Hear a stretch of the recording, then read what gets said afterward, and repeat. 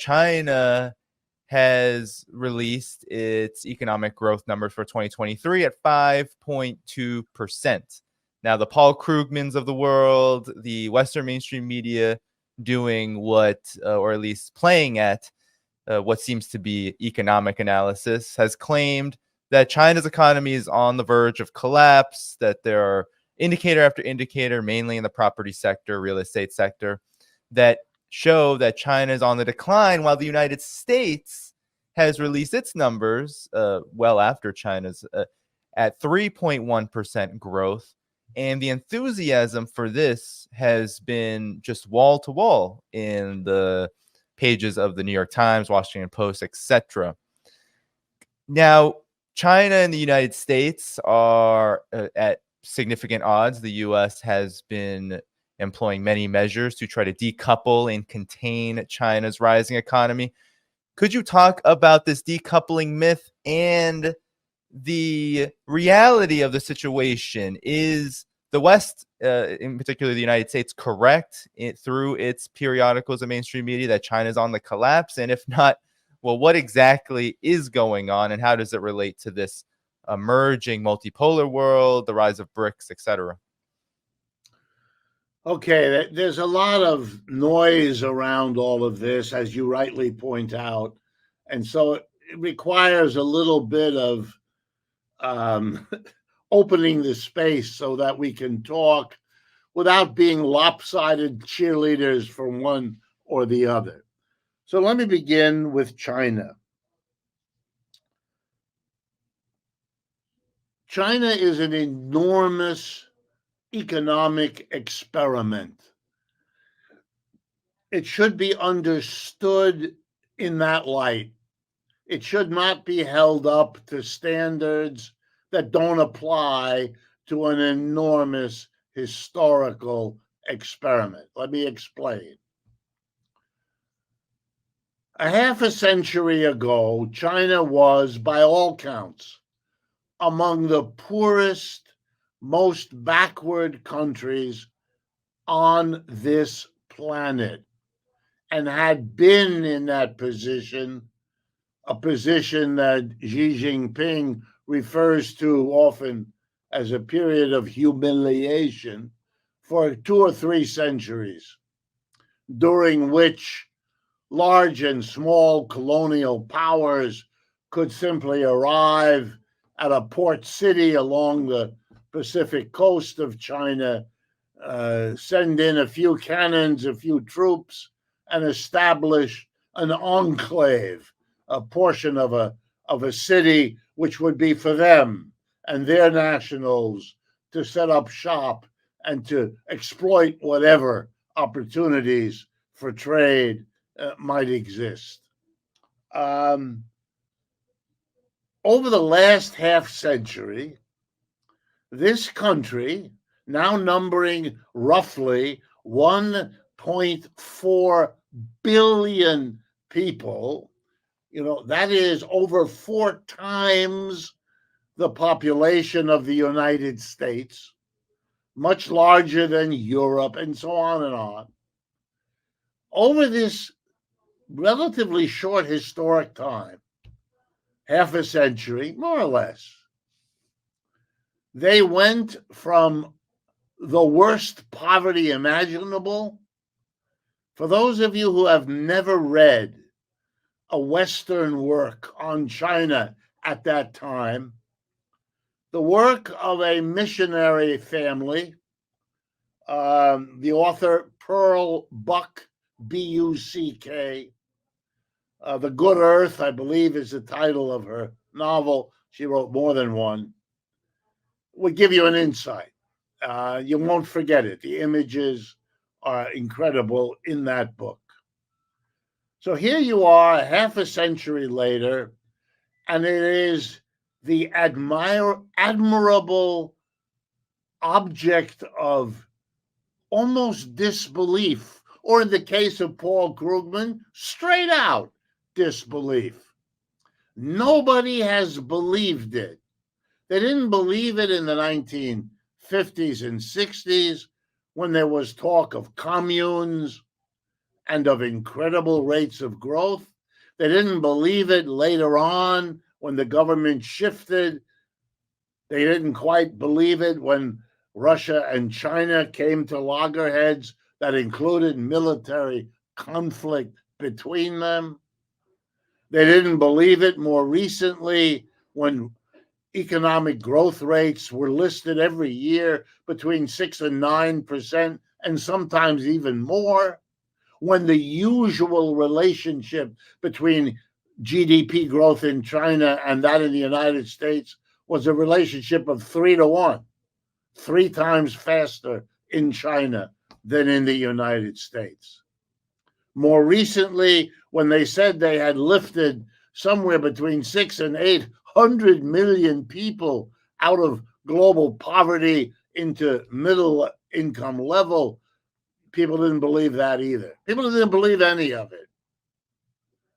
The most typical reaction of intellectuals from the West going to China and coming back was a statement that began, "You can't really believe it, but," and then they would describe modern cities that they had visited, modern institutions, and, because we're going to end up there, the peculiar quality of China that instead of allowing slums to develop, they build the housing ahead of the people's ability to afford to buy it, meaning that there are blocks of empty, completed or nearly completed apartments, as if this were some sign of massive resource investment that had gone astray, rather than a strategy, which, by the way, may be the wrong strategy, but it's a strategy coming out of a country which, strategically speaking, is not the first one you would want to throw stones of criticism at. But it is a huge country. It has serious raw material and food issues. It has a history of an expatriate community elsewhere around the world of Chinese citizens with complicated relationships back home. It is trying things of all kinds, some of which don't work, because that's what experiments are all about. So yeah, they have problems, they have imbalances. Their record in the field of civil liberties is not what you want. There's all kinds of social criticisms that can be made, and by the way, are made in and by Chinese people about what's going on there. So this is in no way, what I'm about to say, no way some kind of celebration of China as if they don't have serious political, economic, and cultural problems. They do. But they're quite different from those in the United States. And the way to begin to understand the difference is to go back to look at it, the big picture. The United States is an empire going down. China is an empire going up. And the ride up is way better than the ride down, as Americans are discovering, and as the British have an entire century of having had to live through. And if you study Britain at all, you will know just how painful it all has been, economically, politically, culturally, financially, you name it. So let's look at the comparison. So we start with where you began, and that's perfectly legitimate. The United States is ecstatic that the 3.2% growth rate of the last quarter compares to the 5.2% growth rate in China. Now, on the one hand, that's reasonable because the gap between China and the United States is now smaller than it's been for most of the last 20, 30 years, where it was, to remind you, 3-1, 6%, 2%, 8%, 2.5% to 3%, and so on. So, yeah, there's less of a gap. The Chinese economy is still growing. It's still growing faster than the United States, and it's a bigger country to begin with. So you're talking about vast creation of wealth. Let me give you an idea of that, just again, statistically, so it's in everyone's head. You can add up the GDP, gross domestic product. That's simply a crude, very crude, rough measure of the total output of goods and services in a country in a calendar year. So it gives you a rough idea how big the country is relative to some other country. And at the beginning of this program, we talked about purchasing power parity and other measurement details. But let's be real clear. The GDP of China, together with its allies, and I'm here going to count only the original BRICS allies, Russia, China, India, South Africa, and Brazil. Those countries. There are now 6 more that more recently, a few months ago, joined the BRICS. I could add those. It'll just make what I'm about to tell you even more extreme. In the year 2020, they passed like ships in the night. What am I referring to? Well, the United States and its allies, the G7. United States, Britain, France, Germany, Italy, Canada, and Japan. The year 2020, the total GDP in the world of the G7 and of the BRICS was about the same, about $30 trillion. Here we are, roughly 3 years later. The share of total output of the G7 has dropped from 30 to 29%. And of the BRICS, before I add the latest 6 countries, 33%. It's over. It's finished. The lines are unmistakable. And 5.2 relative to 3.2 only makes the gap bigger. Why is this important? Again, the reasons are many. I'm going to give you a few in the hopes they stay in your mind. Every country in Asia, Africa, and Latin America, and let me lean across my screen here and say to you, every country without exception is having private, intense conversations in the presidential palace, in the halls of the Congress or the parliament of each country. If we need in this country a huge loan to build up our cities, to finally have a proper education system, to finally construct a national health insurance system, to build a railroad, to bring in high technology, whatever. It used to be that the place we go to get an investment, to borrow money, to secure a market, to do whatever we have to do to move forward in becoming less of a poor country, in becoming more industrialized, we would have to go to London or New York or Paris or Berlin, or you get the picture. They don't have to do that anymore. They have an option. They can go to London, Paris, and Washington. They probably will. They probably do. But you can be damn sure that they have also organized a trip to Beijing or to New Delhi or to Sao Paulo. They're going to play one against the other. They're going to see where they get the bigger deal, the better deal. And they're prepared to give as good as they get.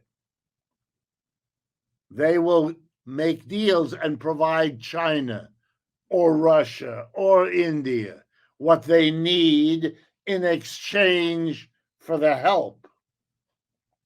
And they're going to discover, as they already have, that the wealth of the BRICS, being now larger than that of the G7, you're going to get sooner or later a better deal.